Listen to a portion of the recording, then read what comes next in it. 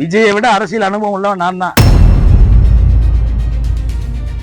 அது இதெல்லாம் எதுவுமே இல்லை, ஸ்ட்ரைட்டா சிஎம் நாற்காலி தான்ங்கிற ஒரு கனவுல வர்றாரு.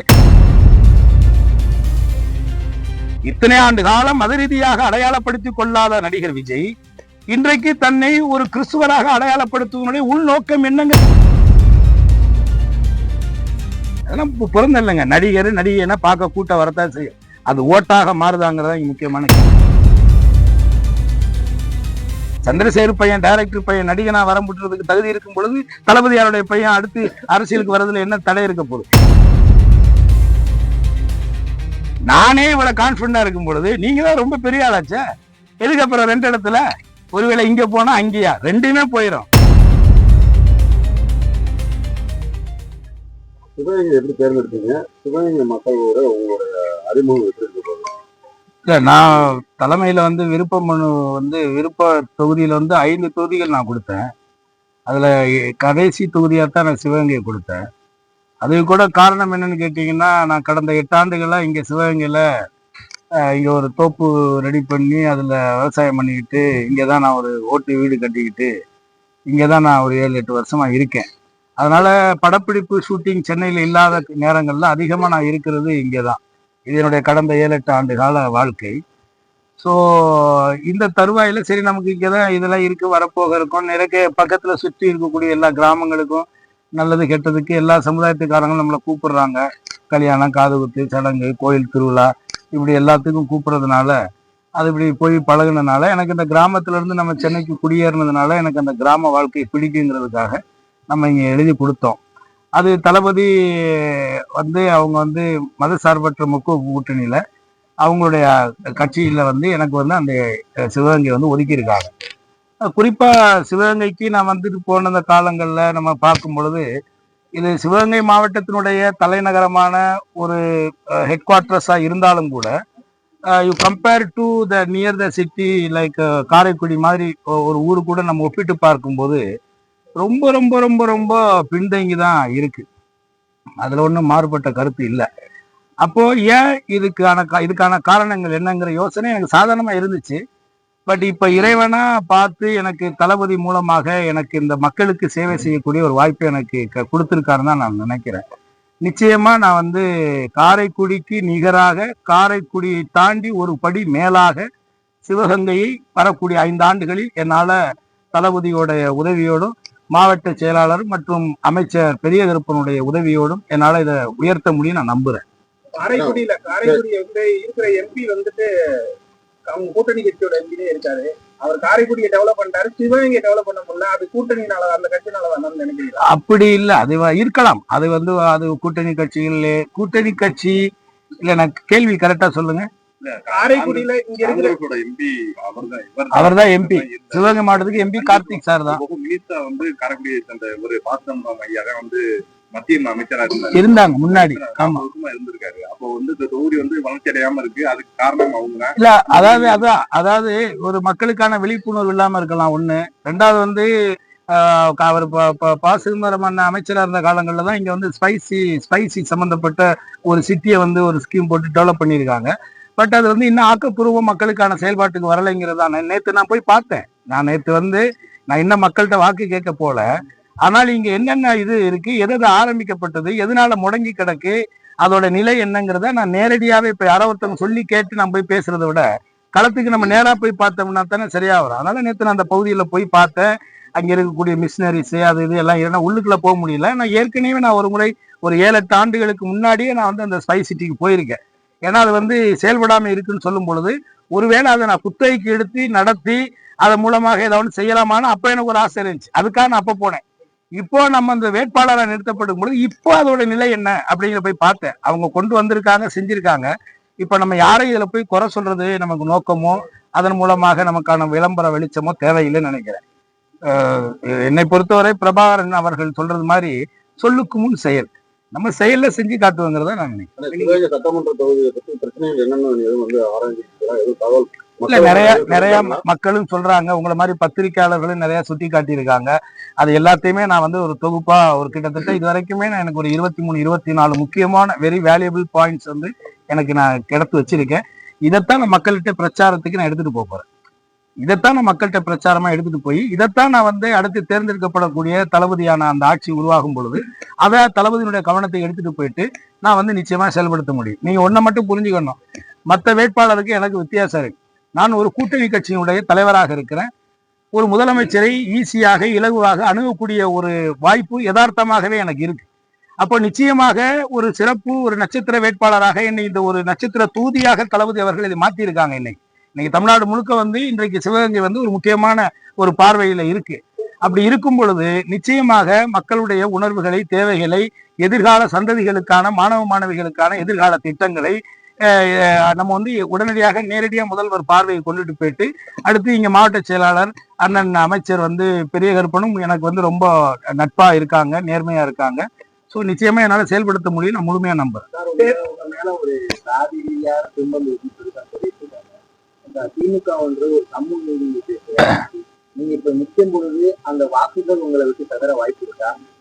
இல்லைங்க, என்னுடைய அடையாளம் வந்து நான் ஆரம்பிச்சது வந்து முக்குளம் புலிப்படை, முக்குளத்தூர் புலிப்படை. என்னுடைய தலைவர் இந்த தேசத்திற்காக வாழ்ந்து இன்றைக்கும் வாழ்ந்து கொண்டு இருக்கக்கூடிய தெய்வ திருமகன் பசுமன் முத்துராமலிங்க தேவர். அவர்தான் என்னுடைய அரசியல் ஆசான், அவர்தான் என்னுடைய தலைவர், என்னுடைய கடவுள். இதுல மாற்று கருத்தே கிடையாது. ஆனால் அண்ணன் திருமாவளவன் அவர்கள் சொன்னதை போல நான் ஒரு சமுதாய ரீதியான அமைப்பு வைத்திருந்தாலும் நான் எந்த ஒரு சமூகத்துக்கும் எதிரான வெறுப்பு அரசியலை இதுவரை இந்த 17-18 ஆண்டுகளாக நான் செய்ததே இல்லை. நான் என் தலைவரே எங்களுக்கு என்ன சொல்லியிருக்காருன்னா, நாம் யாருக்கும் தாழ்ந்தவர் அல்ல, நமக்கு யாரும் தாழ்ந்தவர் அல்ல அப்படிங்கிறது அவருடைய உயர்ந்த சிந்தனை. இந்த சமத்துவத்தை, இந்த சகோதரத்துவத்தை, இந்த சமூக நீதியை கிட்டத்தட்ட 80-90 ஆண்டுகளுக்கு முன்பாக இந்த மண்ணிலே விதைத்து அதை கடைசி வரை நிலைத்து வாழ்ந்து காட்டியவர். அதனால எனக்கு என் மேல அந்த பார்வையெல்லாம் கிடையாது. நான் என்னைக்குமே அது மாதிரி நான் இயல்பாவே நான் மனிதனை மதிக்கக்கூடியவன், மனித நேயத்தை மதிக்கக்கூடியவன், மனித அன்பை வந்து நேசிக்கக்கூடியவன். அதனாலதான் என்கிட்ட இவ்வளவு நடிகரா இருக்கேன், நான் இங்க எப்படி வாழ்ந்துட்டு இருக்கேன்னு இங்க சுத்தி இருக்கிற கிராமங்களை போய் கேட்டீங்கன்னா சொல்லிடுவாங்க. அதனால எனக்கு அதெல்லாம் பாதிப்பெல்லாம் வராது. இன்னொன்னு, உண்மை என்றைக்குமே வெல்லும்.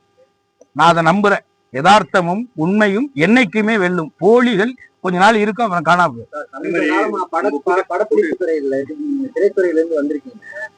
இப்ப பாத்தீங்கன்னா நயன்தாரா, ஸ்ரீதா, நம்ம நடிகர்கள் எல்லாம் அரசியல் வட்டாரத்துல பெருசா பேசப்படுது. அவங்கள வந்து சுத்தி காட்டி பேசுறாங்க. இதெல்லாம் எப்படி பாக்குறீங்க? அது வந்து அதெல்லாம் வந்து ஒரு அநாகரிகமான செயல் தான். ஏன் என்ன கூட தான் சொன்னாங்க, கூவத்தூர்ல நான் கூழு காய்ச்சினேன், அப்புறம் இது பண்ணேன்லாம் கூட தான் சொல்றாங்க. அது வந்து நரம்பற்ற நாக்கு என்ன வேணாலும் பேசும். தகுதியற்றவர்களுக்கெல்லாம் நம்ம பதில் சொல்ல தேவையில்லை. ஒரு நடிகையை நடிகையாக பார்க்கணும். ஏன்னா அவங்களுக்கு இருக்கக்கூடிய அந்த விளம்பர வெளிச்சத்தை இந்த மாதிரி கீழ்த்தரமான சிந்தனைகளுக்கு உயிரூட்டுவதற்கு முயற்சி செய்வது வந்து நல்ல விஷயம் இல்லை. அது ஒரு பாவகாரியம். அது நாளைக்கு அவங்களையும் அவங்க குடும்பத்தையுமே அது எதிரொலிக்கும். நீங்க எம்எல்ஏ ஆனாங்க, சிவகங்கைக்கு என்ன பிரதானமா என்ன செய்யணும்? நீங்க என்ன சொல்றீங்களோ அதை செய்யல.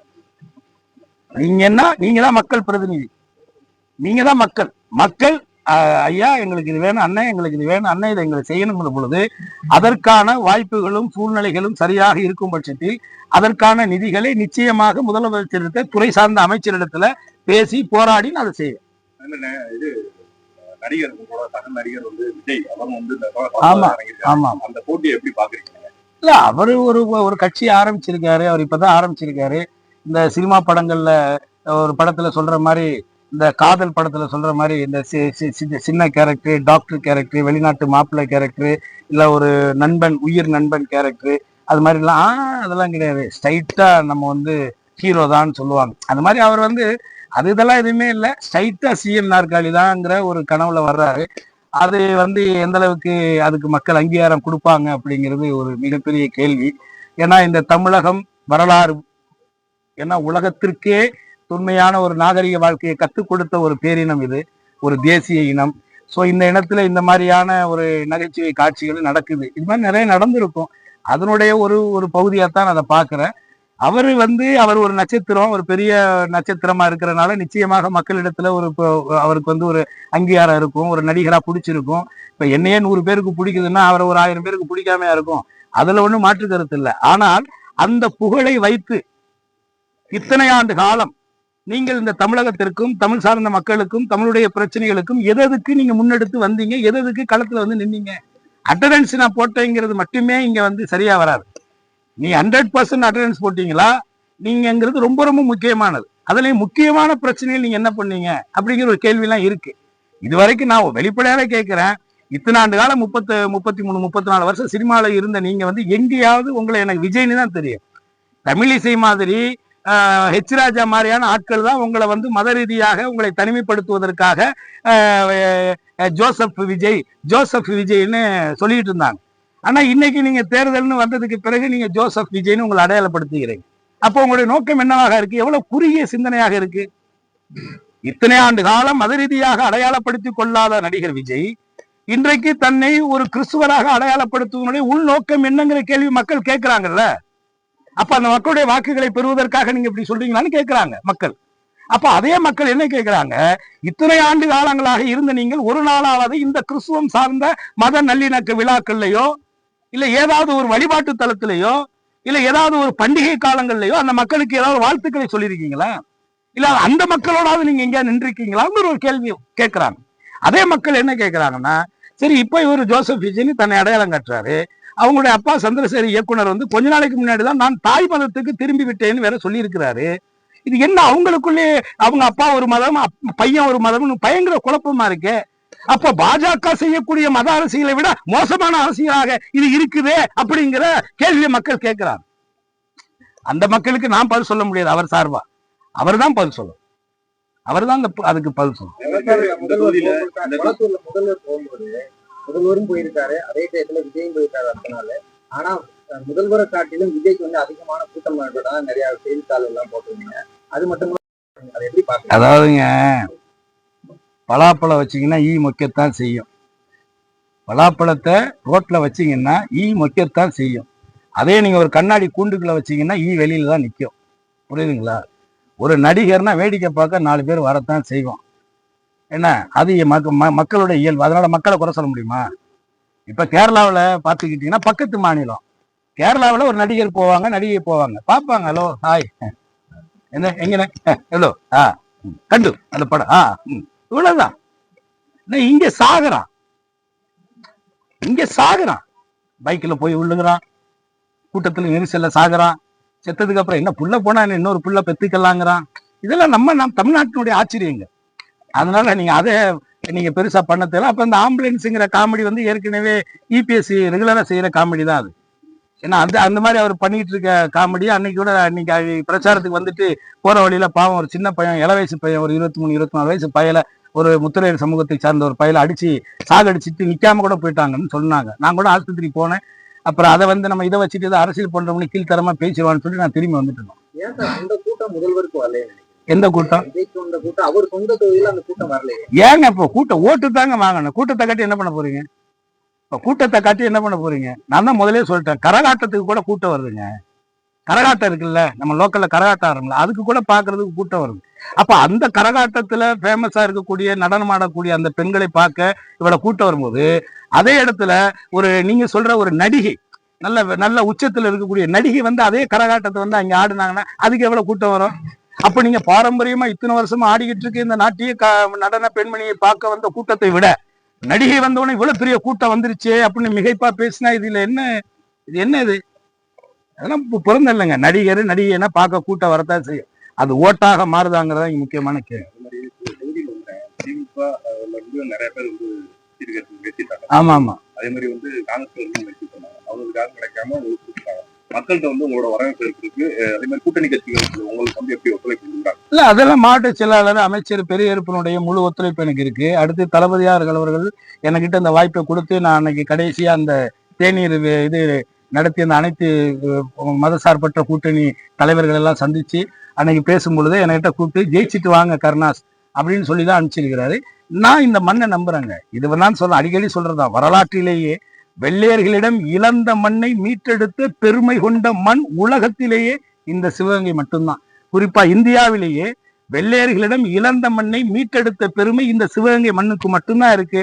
அதே மாதிரி 10-15 ஆண்டுகளாக உதயசூரியன் வெற்றி பெறாமல் இருக்கக்கூடிய இந்த சிவகங்கை சீமையில் மாண்புமிகு தமிழக முதலமைச்சருடைய அவருடைய செயல் திட்டங்கள், கடந்த 5 ஆண்டுகளில் செய்த சாதனைகள், இப்பொழுது அவர் அறிவித்திருக்கக்கூடிய 524 தேர்தல் வாக்குறுதிகள், இதுகளை முன்னிலைப்படுத்தி பெண்களிடத்திலே அவர் செய்த திட்டங்களை முதன்மைப்படுத்தி வாக்கு சேகரித்து இந்த மண்ணிலே உதயசூரியனினுடைய வெற்றி வேட்பாளராக கருணாஸ் ஆகிய நான் வெற்றி பெறுவேன் என்பதை நான் முழுமையாக நம்புறேன். இப்ப வந்துட்டு விஜய் மேலே வருமான வரி கட்டாத வழக்கு இருக்கு. அதை பத்தி பேசுறதுக்கு அதுக்கு ஒரு தகுதி வேணும். உங்க மேல நீங்க வழக்கு வச்சுக்கிட்டு அவங்களுக்கு இருக்கு இவங்களுக்கு இருக்கு இதெல்லாம் பேச்சு கிடையாது. நீங்க என்ன நீங்க நினைக்கிறீங்க? நீங்க என்ன அரசியலை மையப்படுத்த நினைக்கிறீங்க? சும்மா திமுக குறை சொல்லிட்டு நீங்க ஆளாகலான்னு பாக்குறீங்களா?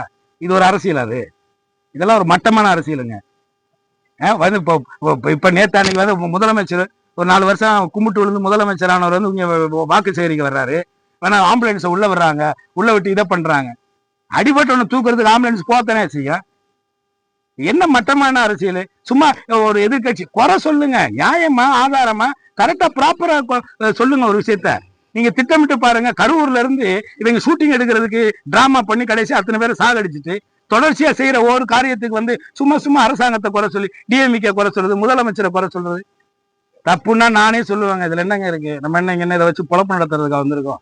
அதெல்லாம் ஒரு மட்டமான அரசியல் தம்பி, அதை விட்டுருங்க. ஆமா, புரியல. நிச்சயமா சொல்லுவேன். இந்த ஆட்சி நிச்சயமாக சிறப்பாக நடக்கும். கடந்த 5 ஆண்டுகளுடைய சிறப்பான ஆட்சியினுடைய வெளிப்பாடு, குறிப்பா பெண்களிடத்தில் ஏற்பட்டிருக்கக்கூடிய ஒரு நம்பிக்கை, அது வந்து தொடரும் பட்சத்துல, இந்த 5 ஆண்டுகள் தொடரும் பட்சத்துல அடுத்ததாக அந்த மக்களுக்கு சேவை செய்யறோம், மக்களுக்கான திட்டங்களை செயல்படுத்துறோம். அப்படி இருக்கும் பொழுது அது மக்கள் திருப்தி அடையும் பொழுது ஆட்சியா அந்த அரசு திராவிட முன்னேற்ற கழகங்களுடைய ஆட்சி தொடர்றதுல என்ன இது இருக்கு? சந்திரசேகர் பையன் டைரக்டர் பையன் நடிகனா வரம்புட்டுறதுக்கு தகுதி இருக்கும் பொழுது தளபதியாருடைய பையன் அடுத்து அரசியலுக்கு வர்றதுல என்ன தடை இருக்க போகுது? கருணாசுங்கிற நடிகனுடைய பையன் டைரக்டராகவும் நடிகனாகவும் இந்த சினிமாக்குள்ள வரும் பொழுது ஏன் கருணாசுடைய பையனுடைய பையன் வரக்கூடாதுன்னு ஏதாவது நியதி இருக்கா? இது இருக்கா? சட்டம் இருக்கா? ஒண்ணுமே இல்லையே. அது அவங்களுடைய திறமை. காலேஜ் எல்லாரும் வச்சிருக்கிறாங்க. எல்லா காலேஜிலுமே அதிகமா மாணவர்கள் போய் சேர்றாங்க. தகுதி வாய்ந்த கல்லூரியில தான் போய் சேர்றாங்க. அதை நம்ம முழுமையா பார்க்கணும்ல. அது வந்து முழுக்க திறன், நிர்வாகத்திறன், அவங்களுடைய பொது அறிவு, அந்த அரசியல் அனுபவம், இப்படித்தான் பார்க்கணும். அப்படி பார்த்தீங்கன்னா விஜயை விட அரசியல் அனுபவம் உள்ளவன் நான் தாங்க. விஜயை விட அரசியல் அனுபவம் உள்ளவன் நான் தான். நீங்க என்ன தேர்தல போட்டியே போடல. நான் ஏற்கனவே போட்டி ஜெயிச்சு 5 வருஷம் மக்களுக்கான சேவையை நான் பண்ணிருக்கேன். அதனால நீங்க ஹீரோவா இருக்கிறதுனால நீங்க காமெடியன்னா ரியல் ஹீரோ. அதை முதல்ல நீங்க புரிஞ்சுக்கோங்க. நன்றி. Single only Sivaganga. நானே இவ்வளவு கான்பிடண்டா இருக்கும் பொழுது நீங்க தான் ரொம்ப பெரிய ஆளாச்சே. எதுக்கு அப்புறம் 2 இடத்துல? ஒருவேளை இங்க போனா அங்கேயா? 2மே போயிடும். அப்பதான் தெரியும் உங்களுக்கு. நன்றி.